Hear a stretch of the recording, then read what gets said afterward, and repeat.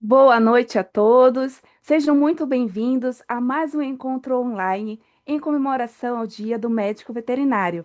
É uma honra recebê-los aqui nesta programação muito especial que traz conteúdos de grande relevância para a nossa categoria e para toda a sociedade. Esses eventos, eles são uma parte de uma programação que inclui atividades presenciais e online e tem como objetivo oferecer uma atualização profissional, reflexão sobre temas muito importantes e principalmente gerar a integração entre os colegas de profissão. A nossa intenção é que cada encontro seja um espaço de aprendizado, troca de experiências e fortalecimento da nossa categoria. E, antes de darmos início à nossa programação de hoje, convidamos a todos para assistir uma mensagem muito especial que foi gravada pela nossa presidente do Conselho Regional, a doutora Daniela Quebal, e nos traz uma saudação e parabéns pelo nosso Dia do Médico Veterinário. Oi, meu nome é Daniela, sou médica veterinária e atual presidente do Conselho Regional de Medicina Veterinária de São Paulo. Eu fico super contente em apresentar a nossa Semana do Médico Veterinário de 2025, que é um momento para a gente celebrar a profissão que escolhemos, compartilhar conhecimento e nos inspirar. Essa programação aqui, ela foi preparada principalmente por colegas que são referências nas suas áreas e que fazem parte das comissões técnicas do Conselho. Então, aproveito também para agradecer a todos eles que irão falar aqui pelo carinho e dedicação para a realização desse conteúdo. Muito obrigada também a todos que ajudaram a realizar esse evento e principalmente a vocês pela participação nessa atividade de capacitação contínua, que serve para um exercício ético e legal das nossas profissões. Muito obrigada e aproveita. E dando sequência à palestra dessa noite, que é intitulada Uso de antibióticos em animais de companhia, será ministrada pela doutora Cibele Regina Cono, que atualmente ela é presidente da Comissão Técnica de Animais de Companhia do CRMV São Paulo. A palestrante, ela é médica veterinária, graduada pela FMVZ USP, com residência em clínica médica pela mesma instituição. Também possui pós-graduação lato sensu em medicina intensiva veterinária e em liderança, gestão de pessoas e coaching. Além disso, ela é veterinária certificada Cat Friendly, Fear Free e Recovery Rescue, com sólida atuação na área clínica e gestão em saúde animal. E, além disso, é diretora médica do grupo Pet Care. Então, com imensa satisfação, a gente vai apresentar agora um vídeo da doutora, porque ela teve um contratempo, não vai poder estar aqui neste início de palestra, mas com toda a dedicação e para manter seu compromisso, ela deixou a palestra inteiramente aqui e a gente vai assistir. Espero que todos tenham um bom evento.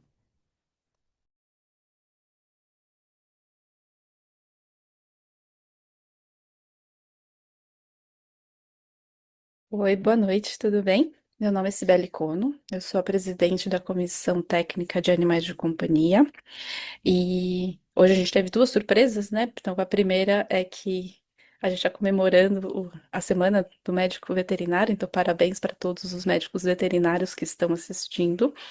E a segunda é que por alguns problemas logísticos eu não consegui estar presente para fazer essa aula ao vivo. Então, vocês vão assistir agora uma gravação, mas no final a gente vai ter um tempo sim para fazer as perguntas e respostas. E eu espero que vocês tenham muitas. Então, o assunto que a gente vai conversar hoje é sobre o uso de antibióticos em animais de companhia. E por que que a gente escolheu esse assunto, né? Primeiro, porque é um assunto, é uma medicação que a gente utiliza todos os dias e principalmente na clínica de pequenos animais. Ah, e o segundo é porque é a conexão que a gente vai ter também com a saúde única, né? Porque é uma medicação que a gente utiliza também na medicina, a gente utiliza para a gente utiliza nos animais, e conforme a gente vai conversando durante a apresentação, vocês vão perceber que tem várias conexões aí que a gente vai fazer com a saúde humana.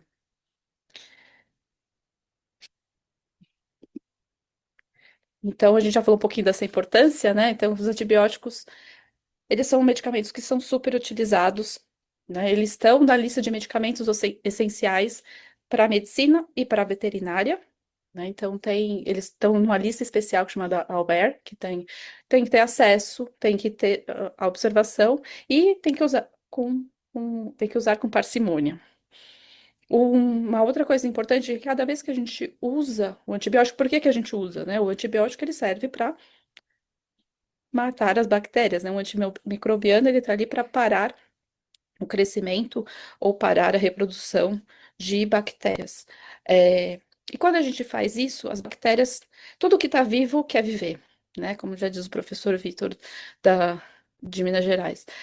Tudo que está vivo quer viver. Então, a bactéria é um ser vivo também, e na hora que ela tem um desafio, que é o antibiótico, ela vai procurar mecanismos, sim, de sobreviver e de continuar se reproduzindo, de continuar ali viva. E com isso ela cria mecanismos, né? Que são esses mecanismos?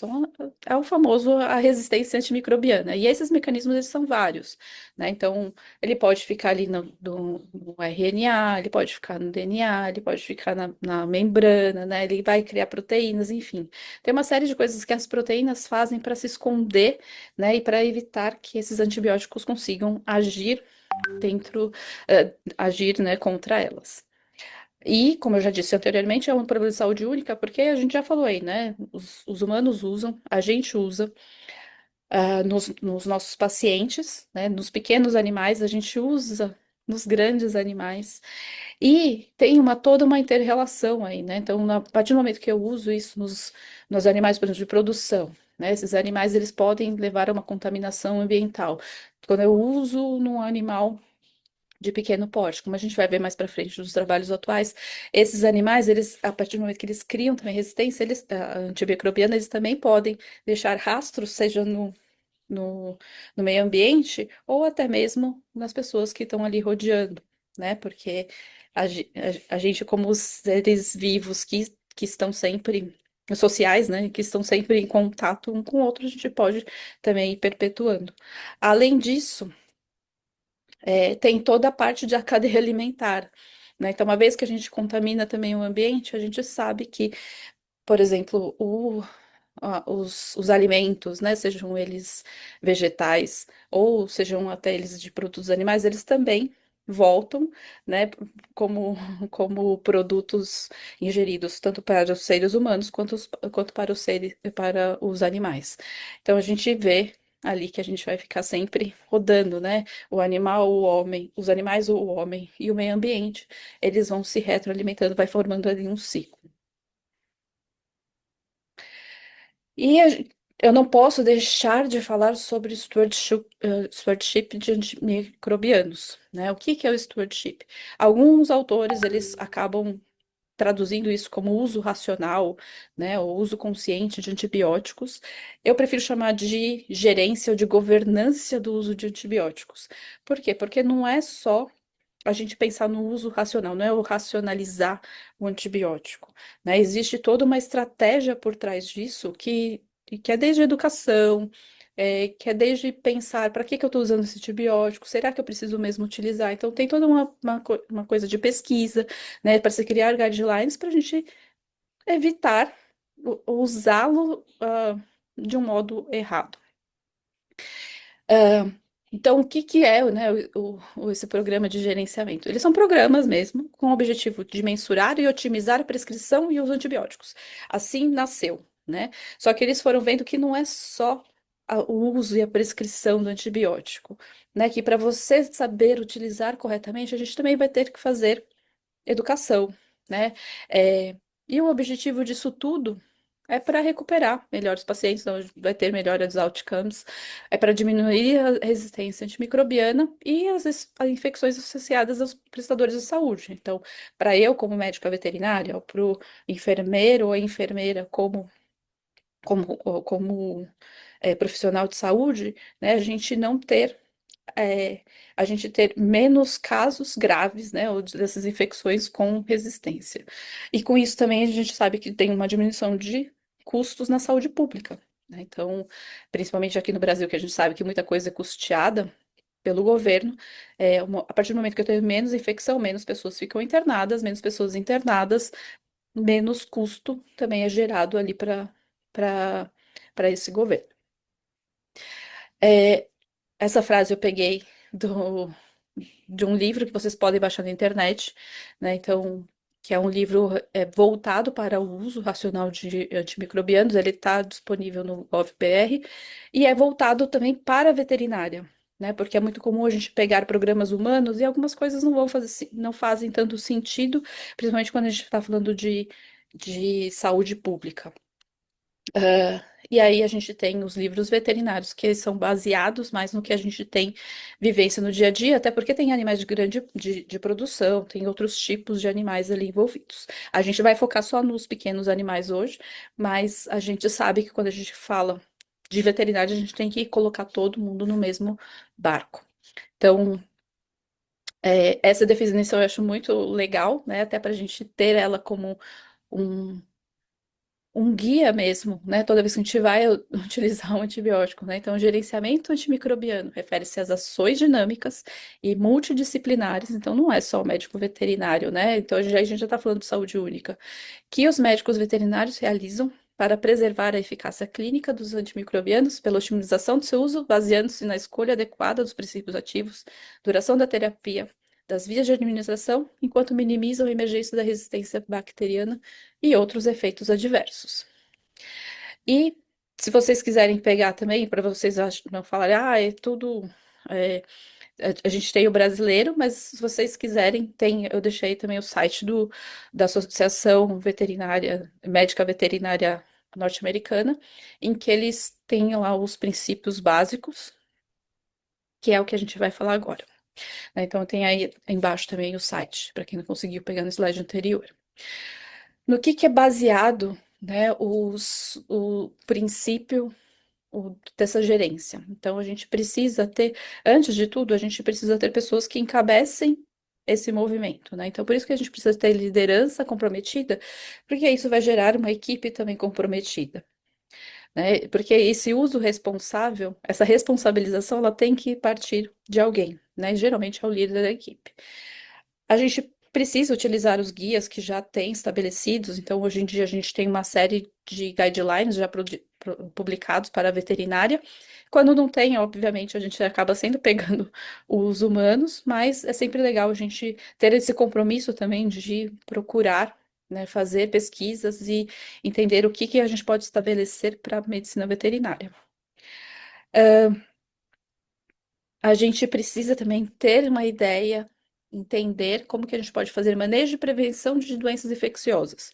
E aqui a gente não está falando de coisas mirabolantes, né? Do tipo, vamos inventar um material que não gruda a bactéria, né? Às vezes tem coisas muito mais simples, que é, por exemplo, lavar as mãos, né? Então, se vocês pegarem qualquer guia humano, e mesmo esses guias de fora, sobre como a gente pode prevenir as infecções, né? A primeira coisa é sempre lavar as mãos, né? E a gente acaba banalizando isso no nosso dia a dia. Uma outra coisa que é importante e que muitas vezes a gente não presta tanta atenção, que a gente faz o que é mais fácil, não o que é correto, é da gente saber o que que a gente está prescrevendo, né? Então, a responsabilidade na prescrição, ela é importante, por quê? Porque aí eu sei o que eu estou prescrevendo, para quem que eu estou prescrevendo, quanto que eu estou prescrevendo, por quanto tempo. Então, é importante a gente saber isso, porque se a gente usa por tempo errado, ou se a gente utiliza o antibiótico errado, pode ser que a gente não resolva a infecção do paciente, pode ser que a gente não tenha o efeito esperado, pode ser que a gente crie a- uma resistência bacteriana, ou até mesmo pode ser que a gente se encontre em situações de que a gente causou mais malefícios usando antibiótico do que benefício, né? Vídeo que a gente tem hoje em dia de trabalhos falando sobre o uso de metronidazol em gastroenterite. Então, a gente sabe que o uso de antibióticos, ele vai matar bactérias, mas ele não vai escolher especificamente aquela que está causando aquela infecção urinária. Ela vai vai, vai matar as bactérias de modo geral, né? Seja ela gram-positivo, gram-negativo, ela vai matar ali de acordo com o seu alvo, as bactérias ali naquela região e em outros órgãos também, né? Que ela tenha afinidade ou que vai ter o efeito. E com isso a gente pode causar desbiose, seja intestinal, seja na pele, e a gente pode ter um problema maior até no futuro. Conhecer o que a gente está aplicando, está usando também é importante, porque quando a gente imagine que uma infecção é uma guerra, e que se a gente não conhece bem o nosso inimigo, a gente não vai saber qual arma utilizar, né? Então, a gente saber qual que é a infecção para a gente escolher o antibiótico correto é importante para a gente não causar nenhuma destruição em massa ou também para a gente não usar antibiótico que não vai fazer nem cosquinha ali naquela infecção. Em todos os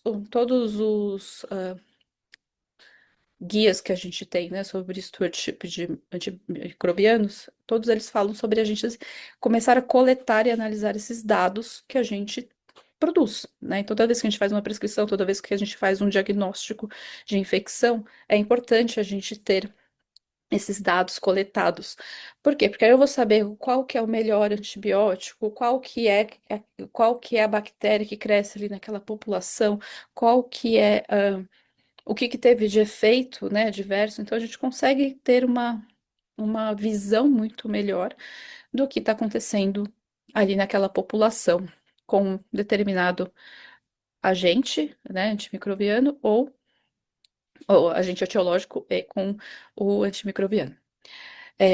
Sistemas de vigilância de utilização, né, e também e a gente criar padrões de, de prescrição para resistência bacteriana. O que é isso? A gente sabe que tem alguns antibióticos que eles são não de última linha, mas eles já chegam eles têm uma capacidade, né, de matar algumas bactérias, é, e que a gente precisa tomar cuidado como a gente utiliza esses antibióticos, porque pode ser que a gente esteja criando cada vez mais bactérias resistentes, e aí, no final das contas, a gente não vai ter mais antibióticos para utilizar, porque a curva de crescimento da, da- do surgimento de novos mecanismos de resistência bacteriana, ela é muito desproporcional e totalmente inversa à criação de novos antibióticos. Então, a gente não tem novos antibióticos, né, para utilizar. A gente vai utilizar sempre as mesmas armas para para novos soldados, né? Por isso que a política de uso de antimicrobianos também é importante no lugar onde você trabalha. Então, vamos utilizar o que para o quê? Não vamos utilizar isso, vamos guardar esse antibiótico para aquilo, né? Quem são as pessoas que vão definir isso, né? Que vai ser uma pessoa só que vai tomar essa decisão, né? Quanto mais multidisciplinar, quanto mais pessoas ajudando ali a decidir, melhor. E, obviamente, educação contínua, porque sempre tem coisas novas sobre antibióticos e sobre infecções surgindo. Quando a gente fala dentro do stewardship de antibióticos, quando a gente vai falar sobre o uso, o que que tem de novo, né? O que que os, as novas pesquisas, estudos têm falado, né? Então, a primeira coisa é a gente saber fazer o diagnóstico. Então, não é só ficar no achismo, né? Não estou falando aqui de sepse, porque quando a gente tem o diagnóstico da sepse, a gente vai sim fazer mesmo sem saber a bactéria, mas quando a gente está em frente de uma pneumonia, quando a gente está à frente uma infecção urinária, né, uma dermatite, a gente saber que aquele paciente, ele tem aquela doença, né, ele tem aquela infecção, a gente fazer o exame, né, então, nesse caso, sim, se ele tem sintomas, a gente vai fazer exames, vai fazer cultura, hemocultura, e tem que saber o momento também que vai fazer. Por quê? Porque às vezes, se você já está utilizando antibiótico há muito tempo, às vezes não vai ser aquele paciente que eu vou fazer, não vai ser o momento certo de eu entrar com um antibiótico ou de fazer uma cultura. Como contrapartida, também, se um paciente ele não tem sintoma nenhum, não tem por que eu fazer uma cultura, né? Então, por isso que não testarem assintomáticos Isso vem muito forte dentro da medicina. E fazer hemocultura toda vez que você tiver uma suspeita de uma infecção, né? Mas, ou que você não sabe bem onde está, ou que não consegue definir bem o sítio, né? Então, a pele é muito fácil de a gente ver, né? Quando a gente tem é, uma uma pneumonia, etc., a gente consegue, ou uma mesma infecção urinária, a gente tem os sintomas, então fica fácil de você achar ali, procurar o agente etiológico naquele sistema. Mas quando você não tem, a hemocultura ela é sempre indicada. Para quê? Para você não fazer antibiótico no escuro e não gastar munição demais com infecções mais bobas, né? E a gente criar cada vez mais resistência. A escolha com sabedoria para a gente saber qual antibiótico utilizar, para qual bactéria, órgão-alvo, via administração e por quanto tempo. Por que isso? Porque às vezes você tem antibióticos são ótimos, mas eles são ótimos para essa bactéria. E a infecção é outra bactéria. Por exemplo, a gente está falando de pele. A gente tem uma piodermite profunda e na maioria das vezes, quando a gente vai, se você vai entrar no escuro, a maioria das vezes o que a gente tem são infecções causadas por bactérias positivas, né? No caso da estáfilo, que é a bactéria mais comum a gente ter na pele. É, não tem por que utilizar um antibiótico, primeiro, que ou ele não tem penetração na pele, porque aí o antibiótico ele está indo para tudo quanto é lugar, menos para onde deveria, né? Então não vai agir no órgão-alvo. Se a gente usar um antibiótico que atua em gram-negativo e a gente tem uma bactéria que está causando ali a infecção, é uma gram-positiva, também não tem sentido, né? Eu estou matando outra bactéria, não a bactéria está causando a infecção. Se é um caso grave, quanto mais grave, mais sistêmico eu vou fazer. Então, o uso intravenoso, ele é ideal para esses pacientes que estão mais graves, né? Pneumonia, ou que também está em sepse. É, e quanto antes a gente puder também, quanto mais estável ele estiver para tomar por boca, melhor. Porque isso, além de isso em sistemas de saúde, isso tem uma diminuição de custo, né? Mas também tem o fato de que esses pacientes graves, quando a gente faz via parenteral, a gente tem certeza de que esse antibiótico está entrando e está fazendo a ação que precisa. E quanto ao tempo, existe um movimento, tanto na medicina quanto um questionamento agora na veterinária, que de tempo da gente utilizar o antibiótico por tempo certo, mas talvez o tempo, né, não seja aquele que a gente pensava 10 anos atrás, né? Então, ah, esse movimento ele chama short is better, então quanto menos melhor, né? Se a gente for tradução livre, quanto menos melhor em relação a tempo. E a gente já vê isso em alguns guidelines, principalmente no de infecção urinária, no de e no de pneumonia, né? Então, talvez eu não precise utilizar mais para pielonefrite 15 dias de antibiótico, 7 dias, 5 a 7 dias, dependendo do tipo de antibiótico que eu vou utilizar, ele já é o suficiente. E isso evita também que a gente ensine essas bactérias a terem cada vez mais resistência. Fora isso, o desescalonamento ele é essencial. Então, eu não preciso usar uma bomba para alguma coisa que eu conseguiria matar com um tiro, né? Então, a ideia de saiu a cultura. Se saiu a cultura, é um antibiótico um pouco mais fraco, entre aspas, é, que a bactéria é sensível, eu posso sim desescalonar, né? Então, e quanto antes eu faço isso, melhor é para o paciente, né? E para para as bactérias também que colonizam ali esse paciente. Existe uma lista de antibióticos, né, tanto na OMS quanto na OIE, que é a Organização Internacional de Epizootias, que ela proíbe o uso de alguns antibióticos para a veterinária. Isso é muito mais voltado até para alguns animais de produção, mas existe até algumas preocupações com alguns antibióticos que são chamados de última linha.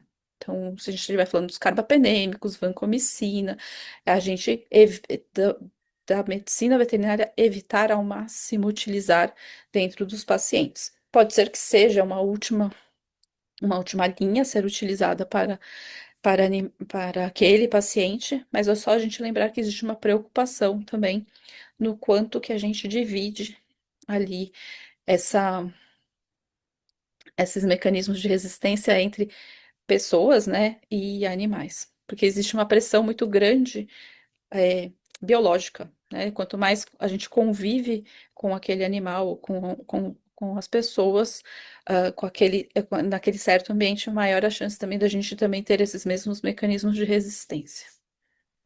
Então, tomar muito cuidado com os antibióticos que a gente utiliza na nossa rotina.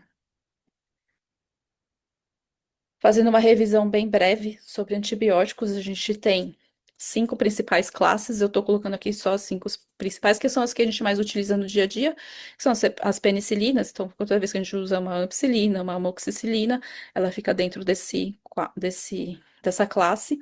Elas podem ser potencializadas ou não. Hoje em dia é muito mais comum a gente usar as potencializadas. Um exemplo é a amoxicilina com clavulanato ou a ampicilina com subactam. A gente tem outras, por exemplo, de carcelina, a gente tem outros antibióticos também que podem entrar nessa classificação. As cefalosporinas, que são acho que as mais amplamente utilizadas no dia a dia, cefazolina, cefalotina, cefalexina, ceftriaxona. Então, elas ficam dentro dessa classificação de cefalosporinas. As fluorquinolonas, que a veterinária há uns 15 anos, 20 anos atrás, teve um boom muito grande, né, por causa da enrofloxacina, e que a gente continua utilizando bastante pela facilidade que ela tem. Então, elas são,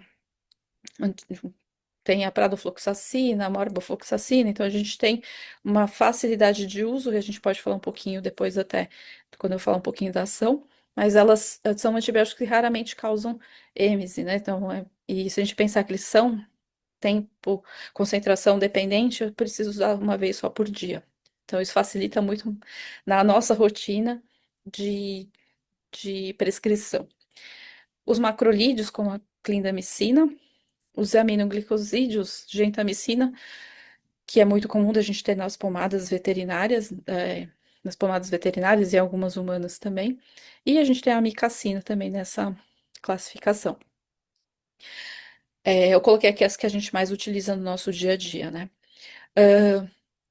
Outras, né? A gente tem também os carbapenêmicos, que eles acabam ficando ali entre os beta-lactâmicos, que entra ali numa classe que é a mesma da penicilina e a cefalosporina. Quanto ao como eles agem, né? Então, a gente deu os nomes aí dos antibióticos e como que eles agem. De uma forma bem resumida, eu vou colocar aqui que eles podem ser o que a gente chama de tempo dependente ou de concentração dependente.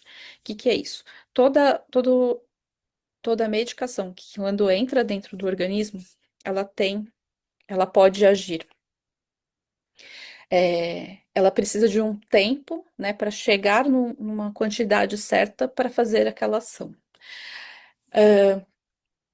E alguns antibióticos, depois de um certo tempo, eles voltam a diminuir, e isso pode propiciar a bactéria a a se reproduzir mais, né?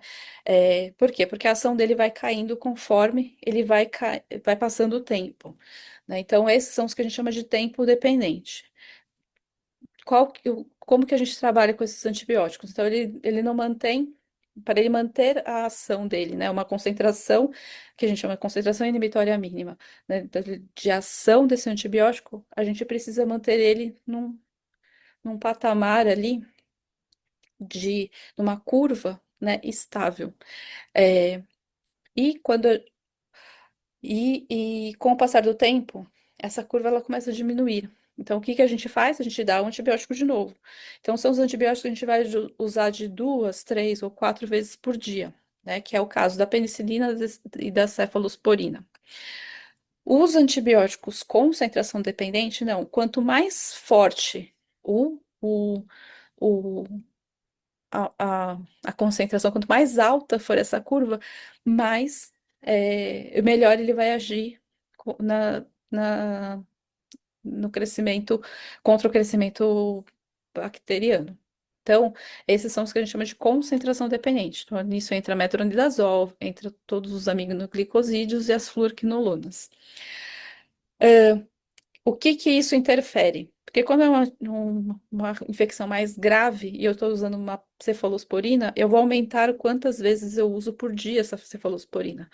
E quando é um antibiótico que é concentração dependente, eu vou usar ele uma vez por dia, mas numa dose mais alta.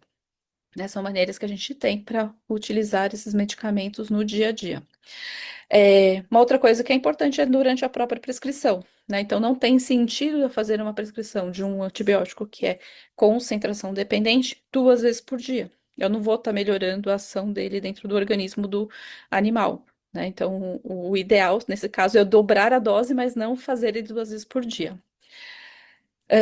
E a mesma coisa vale para os tempo dependentes, né? Então, nada vai adiantar eu aumentar a dose se eu mantiver ele 2 vezes por dia ou uma vez por dia. Eu tenho que fazer mais vezes. Então, talvez eu até faça uma dose um pouquinho menor para atingir aquela quantidade de antibiótico diário, mas eu faço isso, divido isso em várias vezes ao dia.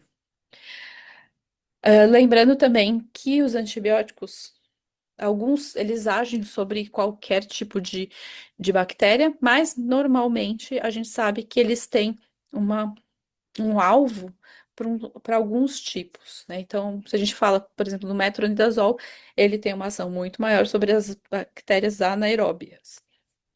Se a gente fala sobre todas essas outras classes que estão ali, eles têm efeitos mais sobre as aeróbias, e eles podem ser voltados para gram-positivas ou gram-negativas. Para quem não lembra, isso aí é lá das aulas de microbiologia, em que a gente fazia, corava as bactérias, e as gram-negativas são as que têm uma membrana, né, diferente. Tá? Então, ela corava de uma cor diferente. É, e aí,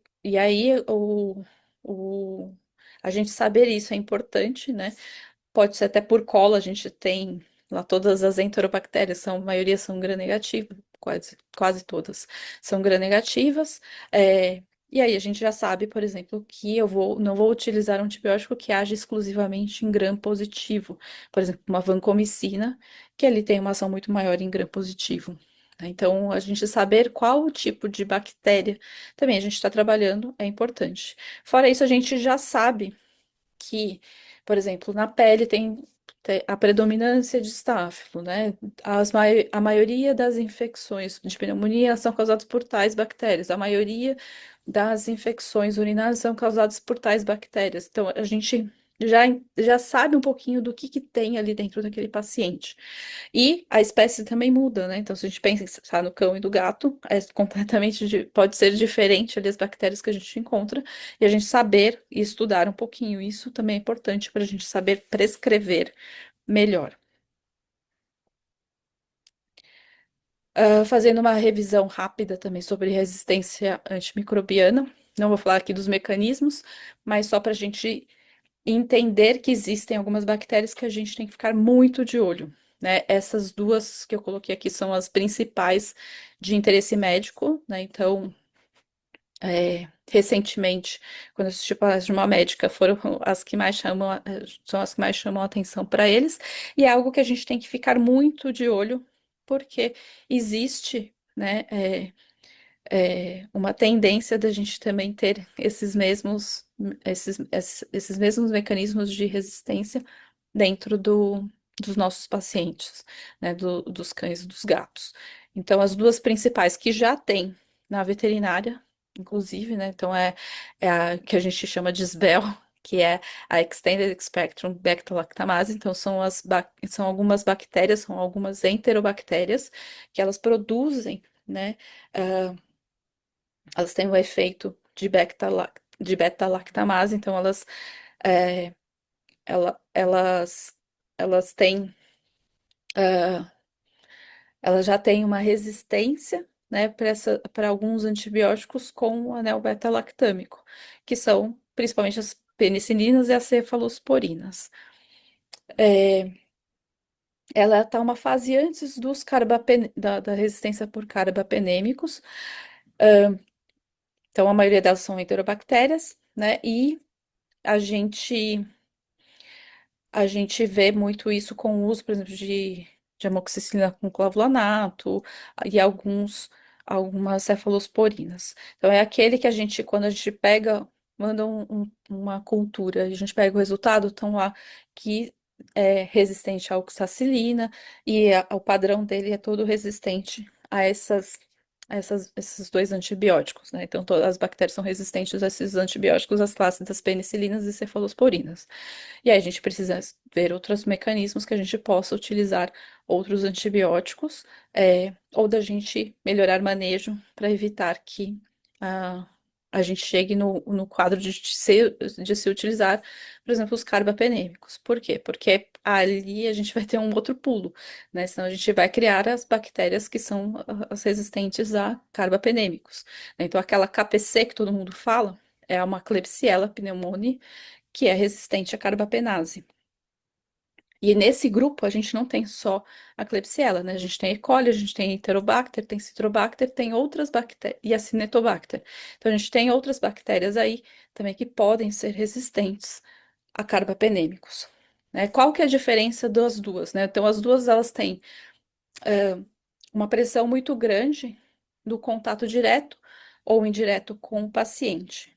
Então, por isso que o uso de luvas, lavar as mãos, né, a gente utilizar os equipamentos de proteção individuais corretamente são muito bons, né, para a gente prevenir que a gente tenha esse contato com esse tipo de resistência de bactérias resistentes, mas a gente também tem que tomar cuidado com o rastro que se deixa dentro do ambiente, porque as SBEL, né, elas podem sobreviver sim no ambiente e a gente precisa fazer o manejo do ambiente também.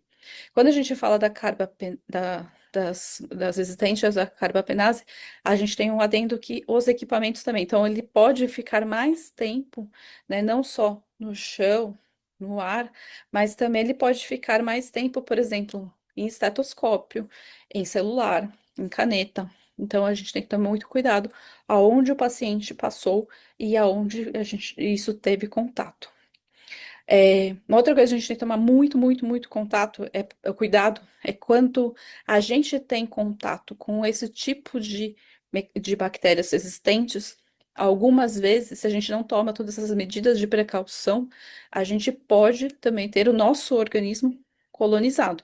Porque se elas são enterobactérias, elas são bactérias que vivem normalmente dentro do nosso intestino, né, do nosso trato gastrointestinal. Então, muitas vezes é comum a gente ter as nossas bactérias que vivem ali, e pelo contato e pela pressão mesmo que a gente tem ali desse ambiente, essas bactérias elas também adquirirem esse mesmo tipo de resistência, né? Principalmente quando ela é passada por plasmídios, que aí é uma forma mais rápida de se passar esse tipo de informação entre as bactérias. E a gente tem a diferença entre o que é colonização e o que é infecção, porque muitas vezes a gente faz ali um exame, e o paciente não tem nenhum sinal clínico, né? Mas a gente fez o exame e aí cresceu uma bactéria. E aí, quando cresce a bactéria, a primeira coisa que a gente faz é como que eu vou tratar isso, principalmente quando vem com um laudo com muita resistência. Então, a gente entender se isso é só uma colonização, e o só entre aspas, porque é uma bactéria que pode sim se desenvolver depois, e causar uma infecção. A gente só tem que tomar cuidado, porque às vezes a bactéria ela tá ali, ela tem aquele padrão de resistência, mas ela tá quieta, ela não tá causando nada, porque o seu organismo tá em homeostase, ele tá em equilíbrio e você não vai precisar utilizar o antibiótico naquele momento. Ao passo que quando você tem uma infecção, você tem sinais clínicos, então você vai ter febre, você vai ter algum tipo de reação ou inflamação naquele órgão afetado. Então aí sim eu preciso entrar com antibiótico. Então, cuidado, e é por isso que a gente falou lá no começo que um dos princípios, né, quando a gente está falando do uso de antibióticos, é a gente saber quem que é o nosso paciente e se ele precisa realmente ser tratado. Outra coisa que é importante é que existem, para a gente tratar uma infecção, não é só o uso do antibiótico, né? Então, muitas vezes a gente precisa também tirar a causa, muitas vezes não, 100% das vezes, quanto mais você tira a causa, mais você tira é, a sujeira, né, o que tem ali em volta, melhor também é para esse antibiótico agir. Quando a gente fala de abscesso, por exemplo, a gente tem uma cápsula nesse abscesso, o antibiótico ele não consegue penetrar ali. Então, a gente fazer a drenagem desse abscesso e a limpeza daquela região é importante, né? A mesma coisa uma ferida aberta que tá contaminada. A gente fazer a limpeza mecânica, física, ela também é importante, não só o uso do antibiótico. Então, a gente não pode colocar. Lembrar que o tratamento de uma infecção ele é multimodal também, né? Assim, no mesmo dia que a gente fala de dor, o tratamento de uma infecção também ele é multimodal. A gente não vai apostar todas as nossas fichas só no antibiótico, sendo que existem outras coisas também a serem feitas, né? Vide pneumonia, que se você não fizer é, inalação, também fica. A gente pode dificultar, né? Ou se a gente se o paciente não expectorar, não tirar aquele catarro, também fica mais difícil também de você debelar a infecção. Então, são cuidados importantes para a gente ter quando a gente vai falar de uso de antibiótico, para a gente não causar mais resistência. E eu falei um pouquinho já disso, né? Mas da prevenção e controle de infecções, que a gente não é tudo só o uso do antibiótico. Tem outras coisas que a gente pode fazer. Isso se chama medidas de precaução. Então, o que que é isso? É além da gente tratar o paciente, a gente saber o que que a gente tem que fazer para evitar que outros pacientes eles tenham contato com esse mesmo tipo de resistência antimicrobiana ou até mesmo com o mesmo tipo de bactéria. Né? Lavar as mãos, ela está sempre em primeiro lugar. E lavar as mãos não é mostrar a mão para a água e para o sabonete, né? É realmente a gente esfregar, não dependendo do tipo de paciente que a gente tem é, contato, nem o uso de anel é indicado, né? Porque pode ficar sujeiras debaixo do anel. A gente faz isso, por exemplo, quando a gente vai entrar dentro de um centro cirúrgico. Então, é importante a gente saber fazer essa higienização correta, né? Então, não ao tempo e como que a gente lava, e também o uso do álcool gel ao final.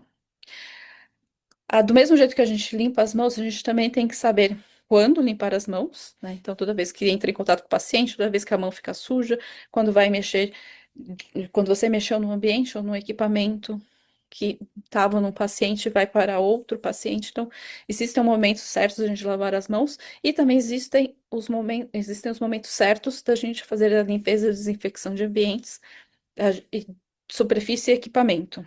A gente primeiro precisa definir o que que é crítico, o que que é semicrítico, o que que não é crítico. Então, o que que é crítico, né? São aqueles ambientes que sofrem muita pressão de micro-organismos. Então, se a gente pensar onde passa é, onde que passam os pacientes mais graves e onde também a gente precisa ter um ambiente mais limpo. São dois ambientes principais, né, que são os críticos, que é o centro cirúrgico, que ali não pode realmente ter nenhuma bactéria, né? Então, quanto mais limpo, melhor. E o outro é a UTI, que são pacientes que ficam ali também que eles já não estão na sua melhor fase, né? Então, eles têm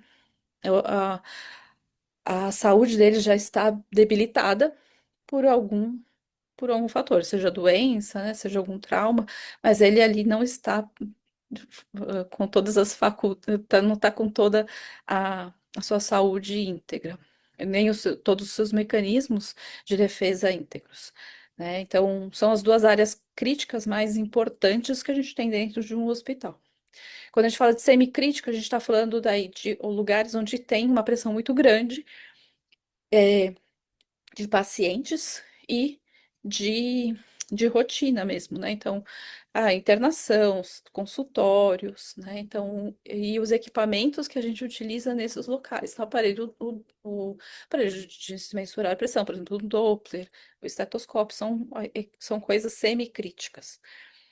E as não críticas são onde a gente não tem a, a quantidade de pacientes que passa ali não é tão grande, ou eles também não estão tão graves, né? Então, se a gente pega num consultório que se faz vacina e não tem atendimento de pacientes que estejam com doenças infecto-contagiosas, ali é uma área não crítica.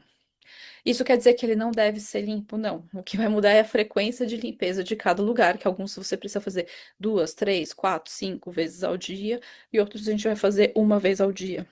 Né? Então, lembrando que não é porque é uma vez ao dia que se sujou, não vai se limpar. Então, é, é uma vez ao dia uma limpeza mais pesada, e toda vez que tiver uma sujeira também, isso deve ser limpo.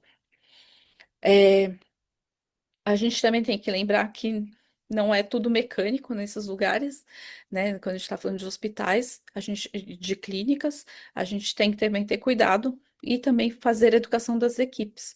Nem todo mundo sabe, né? Ou nasceu sabendo de que lavar as mãos é, evita doenças, né? Então, a gente fazer esses treinamentos,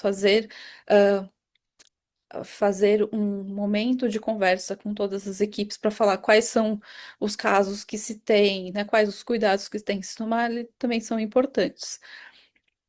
E a gente fala isso também porque existe o quê? São importantes, não, desculpa, ficou horrível isso. Também é importante, né? Então, outra coisa que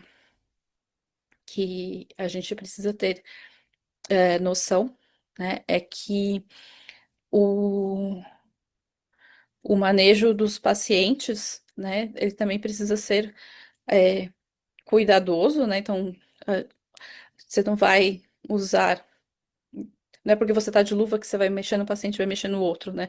Você pode estar passando de um os micro-organismos de um lugar para outro, então tem que se utiliza luvas, a gente tem que saber como utilizá-las,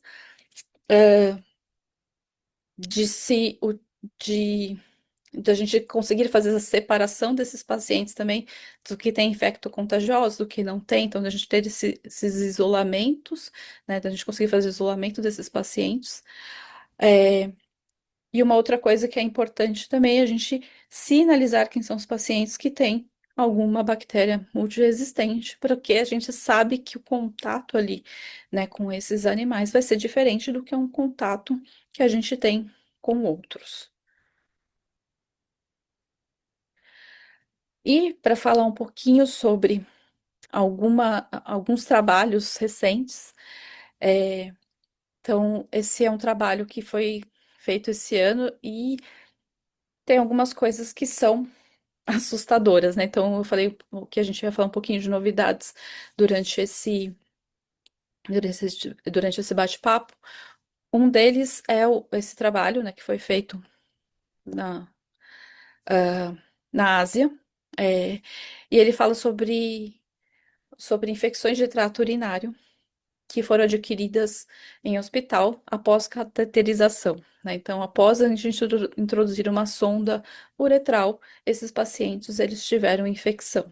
Então, é um N pequeno, né? Então, toda vez que a gente fala de veterinária, a gente nunca tem aqueles Ns, um número de pacientes muito grandes, mas mesmo com esse número, a gente já tem algumas coisas que são assustadoras, que é que esses pacientes, antes de de ser feito a sondagem uretral, eles não tinham, né, uma cultura positiva, eles não tinham bactérias, e eles, 46% deles, ou quase metade deles, adquiriram uma infecção, né, ou teve uma cultura positiva, então, ou foi colonizado com alguma bactéria após a sondagem. E todos eles, o fator de risco mais importante foi o tempo em que esses pacientes ficaram sondados. Então, quanto menos tempo você deixar o paciente com sonda uretral, menor a chance dele ter infecção. Isso por motivos óbvios, né? Inflamação, fica uma via pérvia ali de acesso, né? Manipulação desse paciente também aumenta. Então a gente sabe também que não é só o tempo, ele é o fator principal, mas que se desdobra em outras coisas devido ao tempo que ficou sondado. E desses 46% que tiveram a cultura positiva, né, 80% deles eram de bactérias multiresistentes. Isso quer dizer o quê? Que as bactérias que ali colonizam este hospital, ou que colonizam as mãos desses profissionais de saúde que manipularam, elas já têm uma característica de multiresistência. Isso é importante para a gente pensar como que a gente trata, vai cuidar dos nossos pacientes, mas também como ah, como a gente pode manejar, né, mudar o manejo higiênico-sanitário e treinamento dos nossos funcionários. Esse outro trabalho, ele é muito mais, ele é mais voltado para o tempo de antibióticos que a gente falou lá no comecinho. Então, esse trabalho ele pegou cães que foram tratados com um só antibiótico e cães que foram tratados com dois antibióticos. O que que eles viram? Que não teve diferença tratar com um antibiótico ou tratar com dois antibióticos na, na sobrevivência, né? Então, todos eles ficaram internados, não teve diferença de mortalidade, né, entre esses dois grupos. É, na quantidade de intervenções, então, por exemplo, a porcentagem de pacientes que precisou de oxigênio foi muito parecida entre esses dois grupos também, né? Então, quer dizer o quê? Se você usar um só antibiótico ou se você usar dois, não faz diferença, né? Então, por isso que a indicação, né, a conclusão, uma das conclusões do trabalho era até você começar com um só antibiótico. E se você precisar, você escalona para dois antibióticos, se for o caso, né? Então, até porque teve alguns cães que estavam tomando só um antibiótico que passaram a tomar dois, que tiveram sim uma piora, entre aspas, ou uma não melhora com um só antibiótico. Então, para a gente olhar que às vezes a gente não precisa jogar, entrar com tudo, né? Obviamente, esses casos eles eram um pouquinho mais controlados, a gente não está falando de nenhum paciente séptico, mas são pacientes que estavam em uso de antibiótico. E como a gente falou lá sobre o tempo de antibiótico, isso daqui também é importante, né? Que é, é um trabalho de revisão. Então, eles pegaram vários trabalhos de uso de antibiótico com para doença para doença não, desculpa, para infecção urinária, em animais de companhia. E eles pegaram 2.324 estudos, né? Então, quando eles colocaram lá na busca, deu, deu esses 2.300 estudos e três deles que foram incluídos. Por quê? Por causa do viés, ou porque não era o mesmo tipo de antibiótico, ou porque o N mudava, ou porque não tinha cultura. Então, enfim, eles tiraram uma série, eles tiveram que fazer exclusão de diversos artigos ali por causa dessa falta, né, de padronização. É, e desses três, como ficaram só três, a gente tem um risco alto do que a gente chama de viés, né? Então tem um bias enorme aí, né? Então, talvez não seja tão representativo.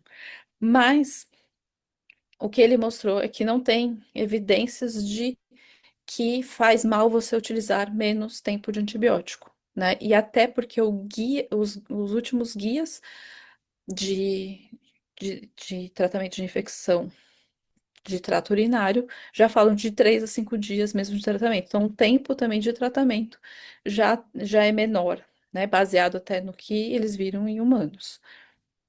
Então, talvez a gente utilizar antibiótico por menos tempo não seja ruim, né? E a gente vê isso acontecendo até em na medicina, humana, por exemplo, e a gente vê essa tendência também em animais de companhia. Ah, eu sei que muitas vezes coça a mão e é difícil a gente tirar esse viés do se deu errado, é porque eu não usei o antibiótico pelo tempo certo.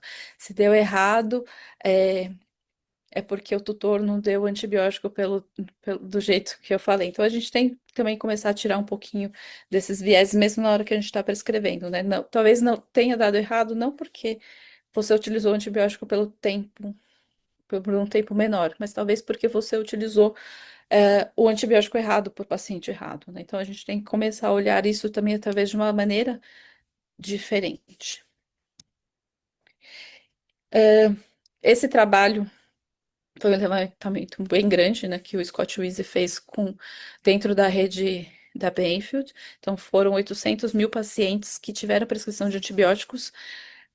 Eu não lembro se foi só durante o ano de 2023 ou se teve um pouquinho antes.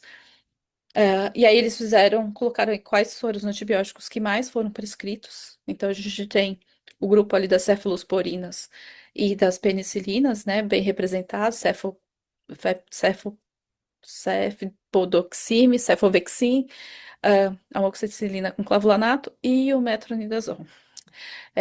Uma das coisas que chama atenção é justamente para isso, né, que nos cães a segunda causa de maior uso são as gastroenterites, né? Então o uso de metronidazol aparece aí por conta disso. O primeiro é a dermatite, mas a gente tem as otites externas, que não deixa de estar ali junto com a pele, piodermite e infecção urinária. Quando a gente pula para os gatos, a gente já tem mais infecções respiratórias, urinárias, e aí depois só que a gente tem dermatite e as feridas, geralmente causadas por trauma. Quando a gente fala de utilizar os guidelines, aí a gente tem um resultado que não vou dizer assustador, mas que é para a gente pensar, né? E que só 76% dos cães, que é dois terços dos pacientes caninos, eles estão dentro, eles utilizaram o antibiótico da maneira que os guias recomendam. Só que 57% dos felinos que utilizaram. Então, a gente tem uma aderência um pouquinho menor aos guias dos gatos, né?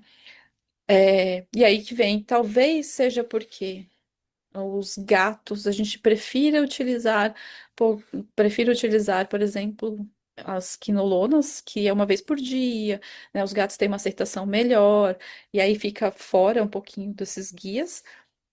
Pode ser também pela própria conveniência da gente utilizar medicamentos que são injetáveis e que têm uma duração maior, e até mesmo a aderência dos próprios tutores em utilizar tais medicamentos, né? Então a gente só tem esses tem alguns vieses aí, mas a gente precisa pensar por que que a gente não está utilizando, se a gente tem o guia, né, de tratamento para infecção urinária, para infecção respiratória, por que que a gente não está utilizando esses guias? E o último é um pouquinho do que a gente faz no dia a dia, né? Então, é um trabalho que, que ele examinou a transmissão de micro-organismos resistentes a antibióticos, a antimicrobianos, entre pessoas, cachorros, gatos e cavalos, né? Então, de alguma forma, ele mostrou que tem uma transmissão, sim, interespécie, né? Seja de humano para cão, humano para gato, gato para humano, que essa resistência ela permeia assim dentro das casas, né? Então, se eu sou médica, se eu sou veterinária, se eu tenho um cão, se eu tenho um gato, eu posso compartilhar os mesmos genes, né, ou os mesmos padrões de resistência entre as minhas bactérias e as bactérias dos meus animais de estimação. E a gente tem o maior risco de colonização de micro-organismos produtores de carbapenease de pessoas que trabalham em ambientes veterinários. Existem trabalhos que foram feitos com pacientes humanos, então aí não são profissionais de saúde, com animais, mas que não teve esse mesmo resultado. O que é preocupante e o que acho que é importante a gente falar aqui é que a gente precisa, sim, tomar alguns cuidados, né, com como a gente maneja e com o que a gente está levando para casa e é, como a gente trabalha, né? Então, é importante a gente utilizar as medidas de precaução, a gente saber também como a gente está utilizando os antibióticos, porque no final do dia esse contato íntimo que a gente pode ter com esses pacientes, né? O contato que a gente tem com esses pacientes, eles também a gente pode estar levando para casa, né? Esses mesmos genes de resistência. Então, utilizar os antibióticos corretamente faz parte também desse desse procedimento, né? Lavar as mãos, saber fazer esse manejo higiênico sanitário, mas também a gente saber o que que a gente está prescrevendo, como está prescrevendo, para quem a gente está prescrevendo. E eu falei bastante, mas resumindo, a gente bateu bastante nessas teclas, né? Então a gente tem que saber diagnosticar corretamente, tratar adequadamente também saber utilizar essas medidas de prevenção, de controle, as medidas de precaução, entender que a resistência bacteriana ela, sim, ela existe, ela está numa crescente, e que se a gente não utilizar esses três mecanismos que eu falei anteriormente, do diagnóstico, do tratamento e das medidas de precaução, a gente só vai ver isso, uma curva mais crescente ainda e muito mais rápido, né? A gente precisa saber muito bem como manejar tudo isso. Porque no final, tudo isso ela tem um papel importante na saúde única, né? Então, nós, como seres humanos, como profissionais de saúde e sendo responsáveis também pela saúde de outros seres vivos, a gente não pode esquecer que tem toda uma cadeia também que anda com isso. Era só isso que eu tinha para dizer. Eu queria agradecer para todo mundo que ficou até o final. Eu sei que é uma noite de quinta-feira. Eu espero que vocês tenham aproveitado bastante. Obrigada.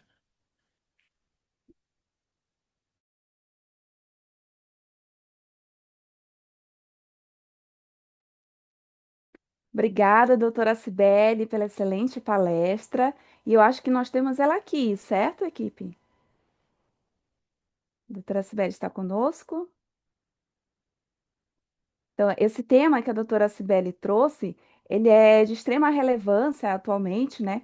Por conta que a gente sabe que os médicos veterinários, eles têm essa grande responsabilidade na prescrição correta, né? Responsável dos antibióticos, para dessa forma, né, garantir que não vá ter uma resistência bacteriana que possa propiciar o desencadeamento de doenças, né, que podem atingir também os humanos. Então, nós temos agora a doutora Cibele. A senhora nos ouve, doutora? Oi, tudo bem, Carla? Ouço sim. Tudo Desculpa só o barulho bem. de fundo. Não, a gente E estava aqui assistindo a sua palestra, muito, muito enriquecedora. E nós temos aqui uma pergunta, doutora, da Raíssa Flores. Olha, a Raíssa está conosco desde a última palestra. Obrigada, Raíssa. E ela pergunta assim: doutora, existe a possibilidade de ter obrigatoriedade legal para, ao se utilizar antibiótico terapia, fazer antibiograma e concentração mínima inibitória antes? Pois isso reduziria muito o uso desenfreado. olha, na verdade, assim, a obrigatoriedade, tudo que a gente obriga, né? Tudo que a gente acaba fazendo com mais rigor, acaba tendo um resultado um, um pouco melhor. Mas muitas vezes também ele é mais no começo, né? Qual que é o grande problema da gente criar uma lei ou da gente obrigar as pessoas a fazerem isso? É que a gente não, a gente para de pensar ou para de ou a gente não cria a conscientização desse uso, né? Porque eu acho que o mais importante assim não é a gente, não vou usar nunca antibiótico, nunca vou usar meropenem, nunca vou usar vancomicina. Já teve casos, por exemplo, que a gente precisou usar, mas eu sei exatamente qual foi o caso, né? E sim, toda vez que a gente precisar usar um antibiótico muito mais potente, sempre fazer a cultura e antibiograma. Se você olha no estudiotipo de antibiótico da medicina, isso já está lá como uma diretriz, né? É, a gente, às vezes, não faz, eu sei que alguns por custo, outros até pela impossibilidade de não ter um laboratório que faça a concentração mínima inibitória, é, no próximo, né, da sua clínica, mas é importante a gente ter essa consciência e começar a pedir, né, começar a fazer essa pressão também para os laboratórios fazerem, do colega pedir também o exame, então é importante, mas fazer uma lei, deixar isso obrigatório, eu acho que tem um lado um pouquinho perigoso, porque as pessoas deixam de pensar. Certo, doutora. E a gente continua aqui com a Raíssa. Ela fez um comentário assim para gente. Há cerca de uns 5 anos atrás, participei de um workshop na USP que reunia patologistas, médicos veterinários e médicos, e um colega relatou que encontrou a Klebsiella em um dálmata e que o tutor contraiu a infecção. O tutor estava hospitalizado sem reagir a nenhum antibiótico, provavelmente veio a óbito, pois, segundo os médicos, não tinha mais o que ser feito. É muito sério. Então, isso foi um relato que a Raíssa trouxe para nós aqui. E eu não sei se a senhora teria uma outra experiência dessa para nos relatar. O que a gente tem que pensar é que todas essas bactérias que a gente comentou que são de interesse médico, elas são enterobactérias.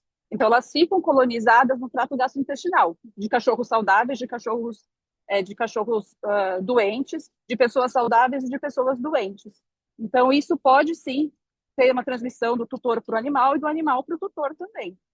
Depende muito de como que é esse contato, né? Se ele é muito íntimo, como que é feita, quais foram os antibióticos que já foram utilizados na vida desses dois, né? Tanto do animal quanto do ser humano.